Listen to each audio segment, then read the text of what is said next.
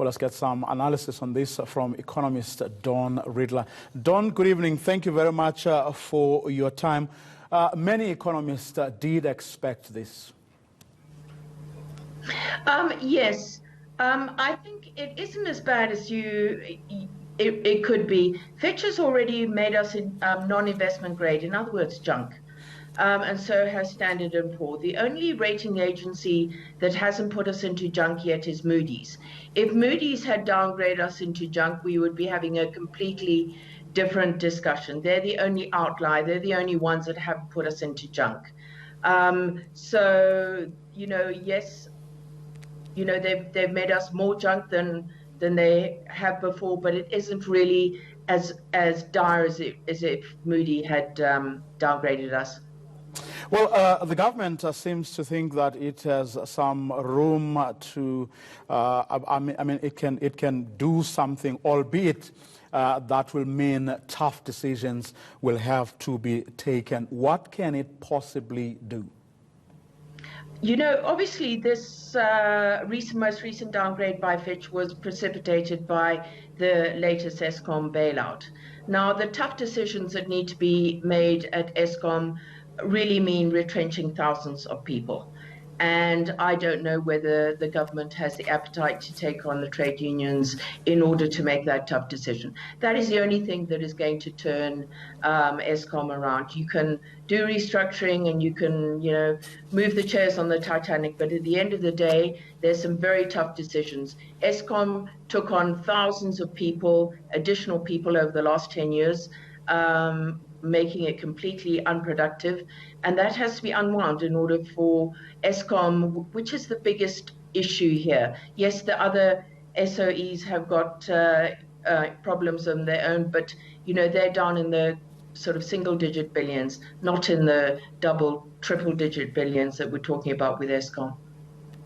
Well, does this necessarily mean that that stimulus package the president spoke about when we're trying to get out of recession didn't work? Does it mean that the jobs summit didn't work either? Does it mean that the investment summit didn't quite deliver what everyone thought it would? I think the answer to all of that is yes. The mere fact that we haven't had any load shedding over winter is not an indication that Eskom has suddenly improved everything. It's an indication that the demand for electricity isn't there. In other words, there has been a dramatic slowdown in the economy, and I think the retrenchments that you're seeing, particularly in the private sector, actually reflect that. I think when GDP comes out for quarter two, I think it's quite possible that we will have been in technical recession. When it comes to, I personally think that the South African Reserve Bank missed an opportunity to stimulate the economy by just giving a 25 basis point cut in the interest rates. I think if it had been a 1% cut in the interest rates, it would have put money in people's hands. Now, 60% of GDP or more is made up from consumer spending. And if you put money in consumers' pockets, significant money in consumers' pockets, they will spend it. If you just trickle that into the economy's pump, nothing's going to happen. You could do that 1% over a year, but because you're just drip feeding it, there's going to be no meaningful impact on the economy, in my opinion. Now, the government says it is urgently working on a solution to at least Eskom's debt challenge. If they do indeed come up with something as urgently as they say they would do, would that pacify the rating agencies in any meaningful way? I think if they did the really hard stuff, which is retrenching thousands of people, you would see massive strikes.